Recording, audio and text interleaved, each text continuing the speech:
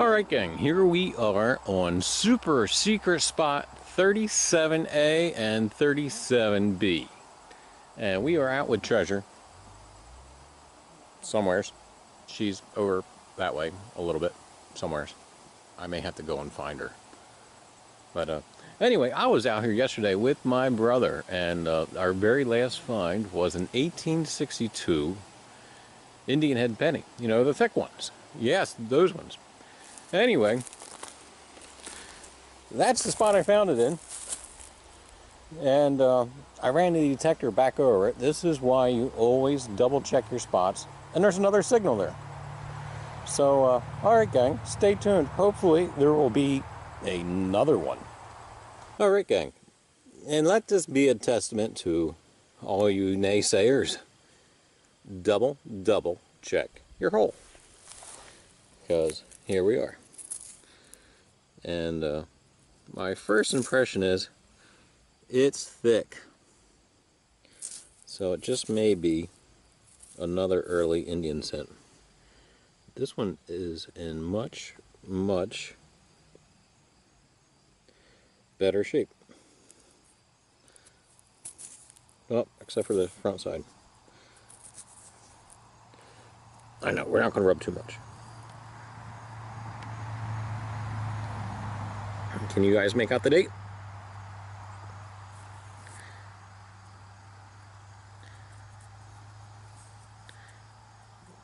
Looks like 1863. And wow, is this in much better shape than the one from yesterday. But anyway, gang, this is going back in the oil. And, hey, John, we found another one. All right, gang, stay tuned. All right, gang, this just may be one of the best coin spills I've ever come across. All right, we got the one from yesterday with my brother. And I just pulled out another one.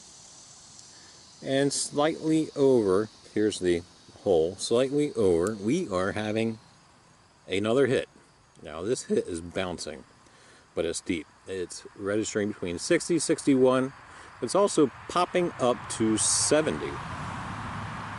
So we may have a combination of different metals, or it just may be corroded where it's throwing off that other signal. But anyway, gang, stay tuned. Could it be? Hang on. And guess what, gang? It is, and it's another thickie. However, this one is corroded over. And let me tell you what, the reason why it's throwing off a different signal, because there's still 2 or 3 more different signals around this coin spill. So this is actually a very decent coin spill. But yeah, as you can see, this one is rather corroded over. But yeah, it's still going to oil anyway. Alright, gang. Hey, stay tuned for those other signals, because I have not moved from a 3-foot square. Probably less than that. Probably maybe 2-foot square. Always recheck your holes. Alright, gang. Hey, stay tuned for that other signal. And so far, these have been approximately between 2 to 4 inches down. Not very deep at all. So, alright, gang. Hang on.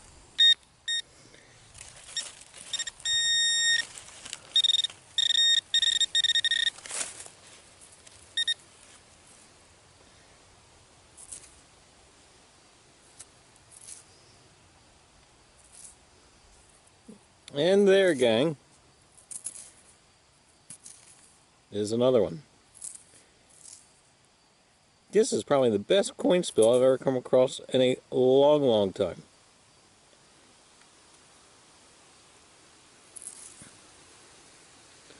But this one too is a bit corroded, but hey, we know what, we'll get it soaking in oil. And it's another thickie, by the way.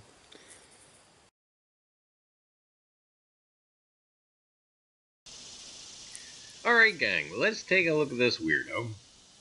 He is making himself a test garden. A little area where he can test his metal detector with objects at different underlying depths. And now we have our weirdo going over the test area, making sure that there is no unwanted interfering signals. Now he's leaving some iron in just so that there's other stuff in the ground to test along with it, so he can actually test discrimination. So what is our weirdo going to use? He's got some pennies going on. And looks like he's got some quarters.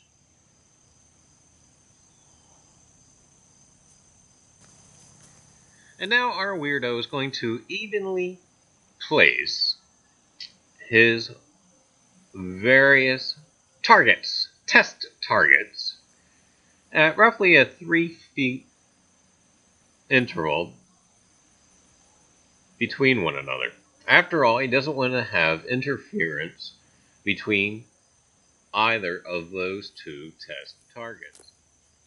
Now, our weirdo is only currently using the pennies and the quarters. Now, I am more than certain that our weirdo will be adding on, at a later date, some additional stuff. Yes, 2 inches. That's what the first set of targets are going to go to.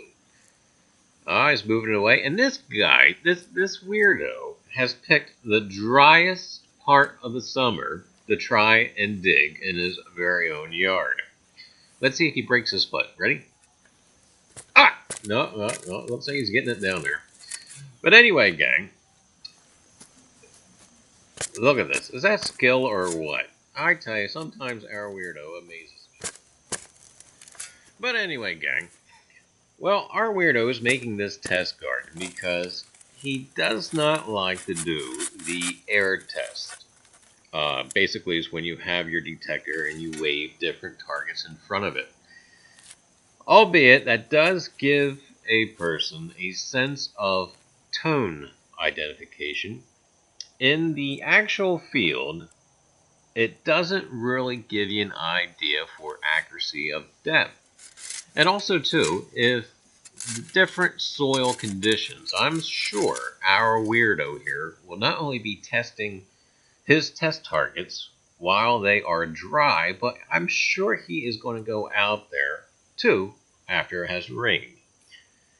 Because after all, different environmental factors make our detectors behave differently.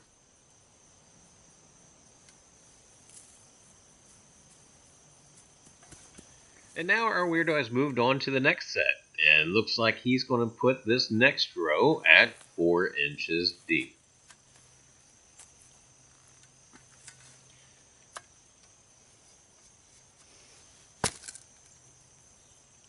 And could it be? Yes, he has completed another row. And this row is going to go 8 inches deep. Oh, things are looking up.